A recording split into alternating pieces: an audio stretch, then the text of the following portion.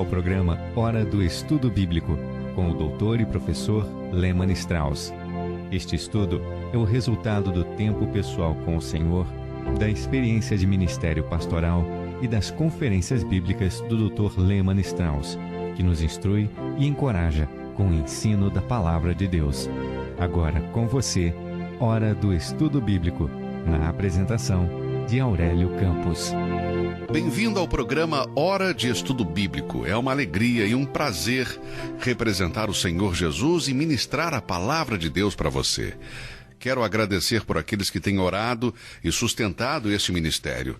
Também pelas cartas, pelos e-mails que recebemos. Vamos começar hoje uma série de estudos na carta de Paulo aos Efésios. Portanto, pegue a sua Bíblia e esteja preparado para esta série. Tenho certeza que será uma bênção para todos nós. Vamos começar esta série de estudos olhando primeiramente o livro de Atos. Você irá perguntar, mas por que o livro de Atos? Bem, nosso primeiro e segundo estudo serão introdutórios à carta de Paulo aos Efésios, por isso vamos começar com o livro de Atos. Mas antes de começar o nosso estudo, vamos orar. Pai querido, queremos te agradecer pelo maravilhoso Salvador, o Senhor Jesus, que nos amou e ainda nos ama, e que nos libertou de nossos pecados com o seu precioso sangue. Agradecemos pela tua santa palavra, a Bíblia, e pelo Espírito Santo, o autor e nosso professor. Viemos diante de ti com o coração ansioso, Senhor, pois necessitamos de alimento do céu para as nossas almas, o alimento da sua santa palavra. Assim como a criança recém-nascida deseja o leite, assim possamos desejar a tua palavra, para que possamos crescer espiritualmente. Que este programa de hoje possa nos edificar e fortalecer. Que esta série que começamos hoje possa edificar e fortalecer. E que o Espírito Santo possa trabalhar em nossos corações. Oramos no precioso nome de Jesus. Amém. Por favor, abra sua Bíblia no livro de Atos, capítulo 18. O apóstolo Paulo faz parte da longa lista de homens bons e piedosos, começando com José no Egito, cuja experiência na prisão foi usada para a glória e louvor de Deus. Aqui temos boas evidências de que Deus pode usar a ira do homem para a sua glória. Isto é o que Asaf escreveu no Salmo 76:10. Agora é difícil para nós vermos como a ira do homem pode trazer glória e honra a Deus, mas nós, cristãos, devemos lembrar que todas as coisas cooperam para o bem daqueles que amam a Deus, aqueles que são chamados segundo o seu propósito, conforme diz Romanos 8:28.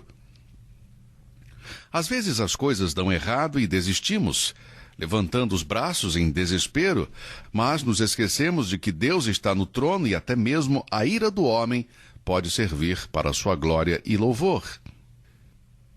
No livro Literatura da Prisão da Igreja Cristã, começando com a era imediatamente anterior à Reforma, o escritor diz que altos dignatários como Savonarola, durante o seu mês de prisão, antes de sua execução, escreveu comentários sobre os Salmos 31 e 51, e ele gentilmente menciona Anne Askew, que defendia que na ceia do Senhor o pão permanecia pão, não se tornava literalmente o corpo de Cristo. Isso foi escrito na noite anterior em que ela foi queimada em Smithfield. Como um cavaleiro branco armado no campo de batalha, com este mundo lutarei e a fé será o meu escudo. A fé é a arma poderosa que não vai falhar quando você precisar dela. Portanto, no meio dos meus inimigos, apenas continuo. Agora me regozijo no coração e espero seu mandato para fazê-lo. Cristo me levará e aliviará meu fardo. Este é o testemunho de uma mulher que foi queimada até a morte porque se recusou a aceitar o ensinamento antibíblico de que o pão da Santa Ceia se transformava no corpo do Senhor e que o conteúdo da taça era transformado no sangue de Cristo. William Tyndale, enquanto estava preso em Billboard, pediu a sua Bíblia em hebraico, o dicionário hebraico e a gramática em hebraico, e definiu a igreja e todas as leis da igreja. Ele disse, se Deus me der vida, conhecerei mais das Escrituras do que qualquer outro homem na igreja. E assim ele veio a ser conhecido como o homem que traduziu o Novo Testamento em inglês. Jane Grey, na véspera de sua execução, enviou seu Novo Testamento em grego para sua irmã, com uma oração a Deus pedindo para que ele desse a graça de sua irmã viver no temor de Deus e morrer na verdadeira fé cristã. Muitos de nós nunca esqueceremos o peregrino. E a propósito, Se você nunca leu O Peregrino, eu espero que você consiga uma cópia e leia. Este livro foi fruto do trabalho de John Bunyan, enquanto ele estava na prisão de Bedford. Nunca esqueceremos das cartas de Samuel Rutherford, escritas no seu confinamento em Aberdeen, e os hinos de Madame Byam, escritos em circunstâncias semelhantes, do qual as linhas a seguir são apenas uma amostra. Ela disse: preso na gaiola não posso sair, mas minha prisão não pode me impedir a liberdade do coração que sempre voa em tua direção. Minha alma livre a ti vai se unir. Agora, meu amigo, esses santos de Deus e muitos outros, assim como Paulo, aprenderam a estar contentes em qualquer situação em que se encontravam. Paulo disse em Filipenses 4:11, porque já aprendi a contentar-me com o que tenho. Paulo aprendeu que a graça de Deus é suficiente para todas as circunstâncias. Reconhecendo o que Deus, em sua graça, tinha feito por ele, Paulo aceitou as longas horas de confinamento como uma oportunidade de um ministério mais amplo para Cristo através da palavra escrita. A cidade de Éfeso era a capital portuária da Ásia e era um dos grandes centros político, religioso e comercial da Ásia. Devemos lembrar que o famoso templo de Diana, uma das 7 maravilhas do mundo antigo, estava localizado em Éfeso. Esta estrutura majestosa levou mais de 200 anos para ser construída e era o centro da adoração de Diana, como lemos em Atos 19, versículos 23 a 41. Não vamos ler esses versículos agora, mas faça isso e prepare-se para o nosso próximo programa. Atos 19, versículo 23 até o versículo 41. Quando Paulo escreveu a carta aos Efésios, um grande templo, assim como o templo de Diana, serviu como uma ilustração da verdadeira igreja de Cristo, a habitação do Espírito Santo. A essência da carta de Paulo aos Efésios é, na verdade, o chamado e a conduta da igreja. Quando Paulo escreveu da prisão em Roma, quis mostrar aos crentes que eles fazem parte de uma igreja, a Igreja de Cristo. Uma igreja invisível, por assim dizer, a qual não podemos ver, pois há muitos cristãos espalhados por todas as partes do mundo e não podemos vê-los, mas eles fazem parte da igreja. Não estou excluindo a igreja local, eu faço parte de uma igreja local, eu dou muito valor e importância à igreja local da minha cidade, do meu bairro. A igreja local é uma instituição do Novo Testamento, mas Paulo sabia que havia muitos crentes a quem não conhecia e não podia ver, e eles constituíam o templo do Deus vivo. Não um templo feito por mãos humanas, mas um templo que era infinitamente mais glorioso do que o templo de Diana em Éfeso. Os adoradores de Diana vinham a Éfeso de todos os cantos do Império Romano, e eles acreditavam que a imagem dela havia caído do céu. Em Atos 19:35 lemos: então o escrivão da cidade, tendo apaziguado a multidão, disse: homens efésios, qual é o homem que não sabe que a cidade dos Efésios é a guardadora do templo da grande deusa Diana e da imagem que desceu de Júpiter? Eles acreditavam isso e, portanto, Éfeso era um centro religioso, um centro de cultos e superstições. Em Éfeso, imagens de prata de vários tipos eram fabricadas e vendidas, era um negócio muito rentável. Mágicas eram praticadas na cidade e até os judeus construíram uma sinagoga nesse lugar. Por exemplo, em Atos 18:19 lemos: chegaram a Éfeso, onde Paulo deixou Priscila e Áquila. Ele, porém, entrando na sinagoga, começou a debater com os judeus. Talvez esses homens foram os primeiros a levar o evangelho aos arredores de Éfeso, ou seja, Paulo e seus companheiros. Um dia algo de origem sobrenatural aconteceu nesta grande cidade portuária. O evangelho de Jesus Cristo foi pregado e um golpe poderoso atingiu a metrópole pagã e ela nunca mais se recuperou.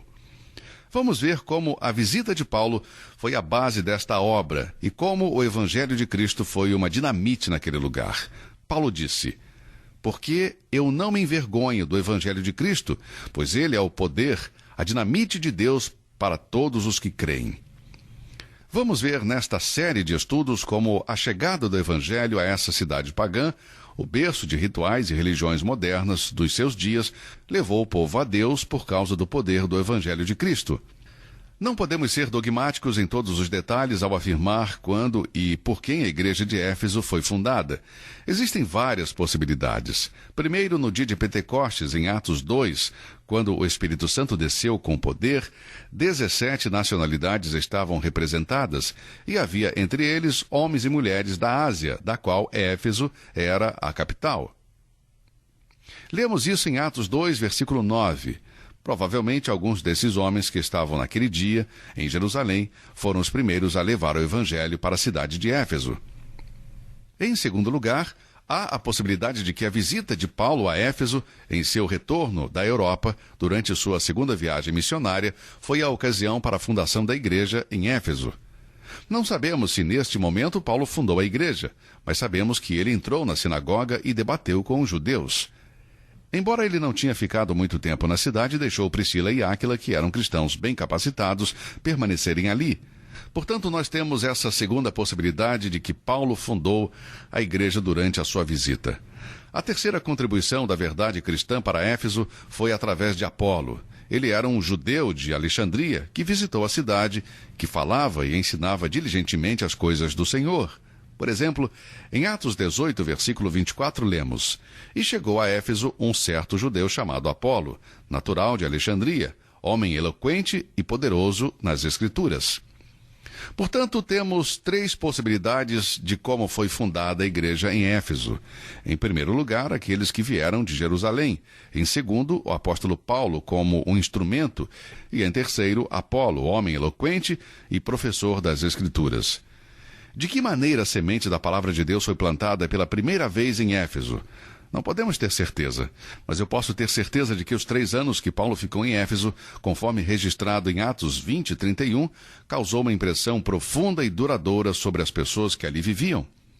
Foi durante a visita prolongada do grande apóstolo Paulo a esta cidade pagã que o grande poder do Evangelho foi demonstrado através da sua vida e através das suas obras.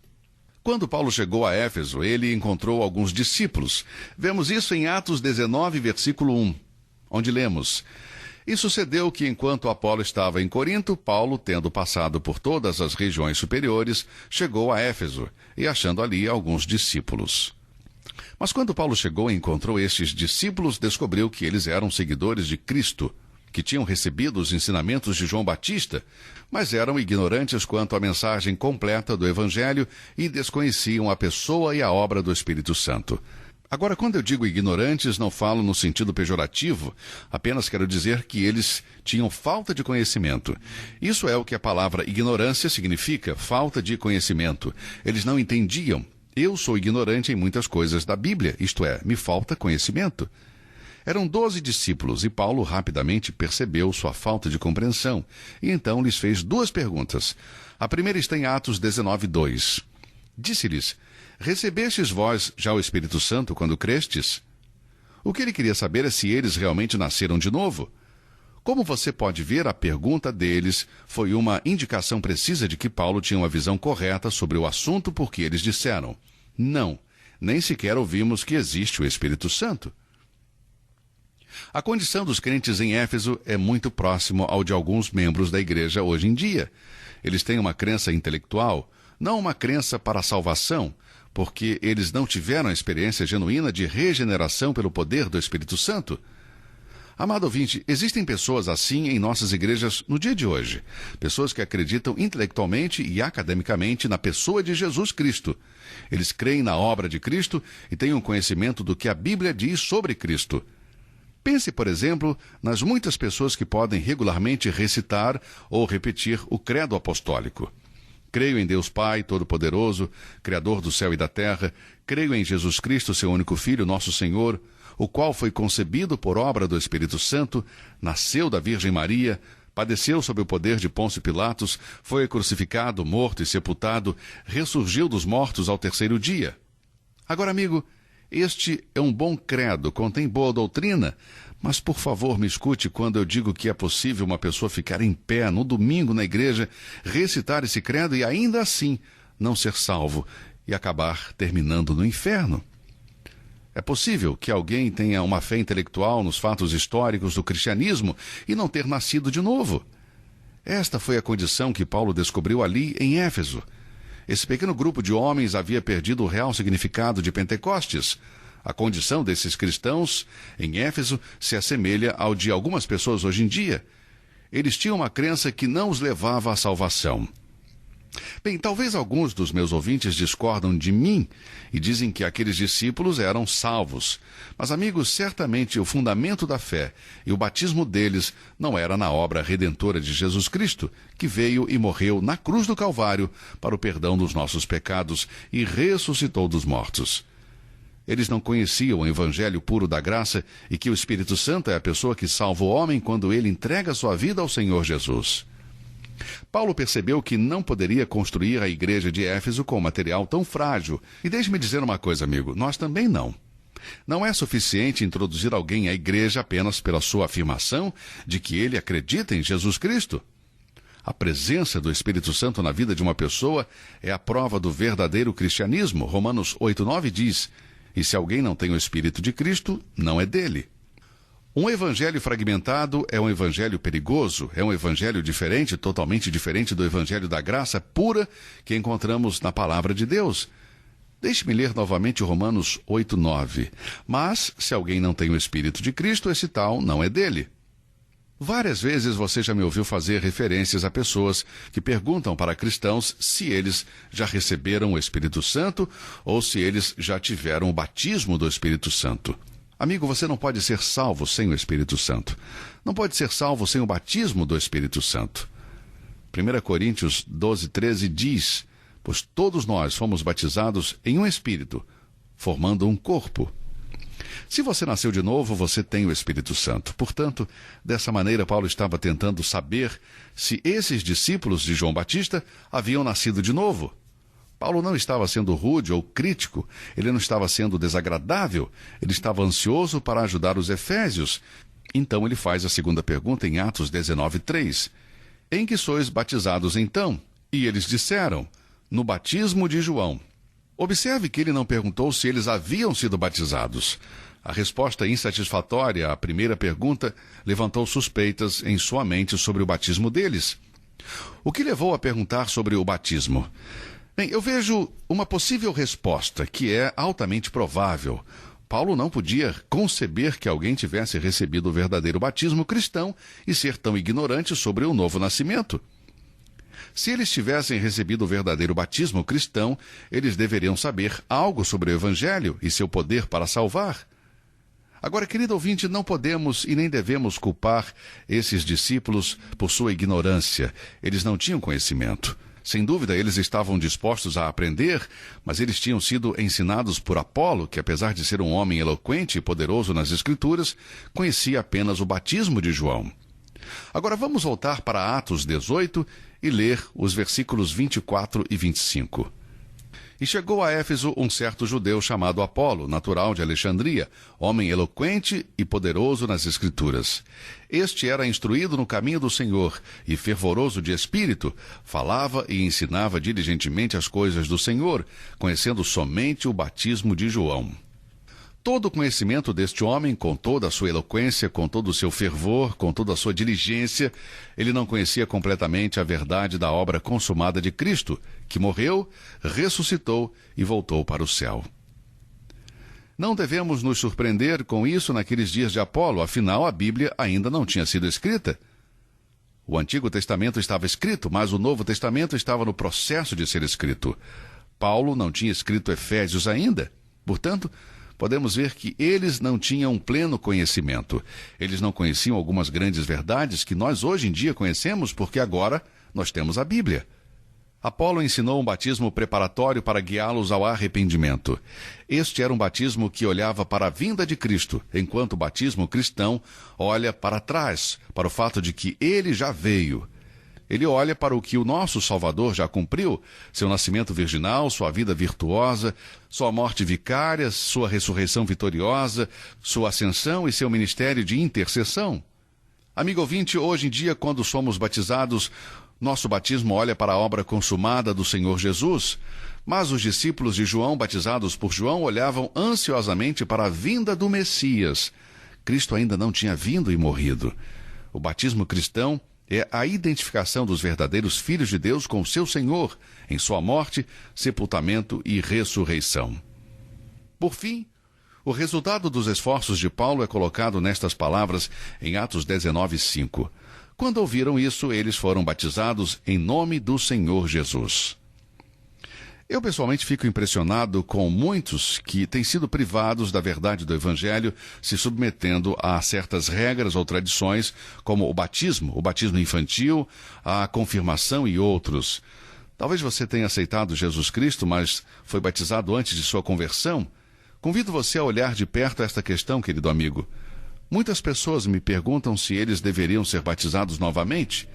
Bem, eu creio que se você foi batizado antes de ser salvo, o batismo deve seguir sua conversão, deve ser após a sua conversão. Essa é a ordem do Novo Testamento. Bem, Paulo queria construir a Igreja de Deus em Éfeso e queria fazê-lo sobre material sólido. Muito bem, este foi o primeiro programa da nossa série introdutória e vamos continuar, pois promete ser muito interessante e bem informativo para todos nós. Muito obrigado por ouvir o programa de hoje, que Deus o abençoe e até o próximo encontro. Você ouviu Hora do Estudo Bíblico com o professor e doutor Lehmann Strauss, na apresentação de Aurélio Campos. Se você deseja ouvir novamente esta mensagem, visite a nossa página na internet www.bbnradio.org. Fica o convite para você nos acompanhar amanhã, neste mesmo horário, aqui na BBN. Hora do Estudo Bíblico é uma produção da BBN.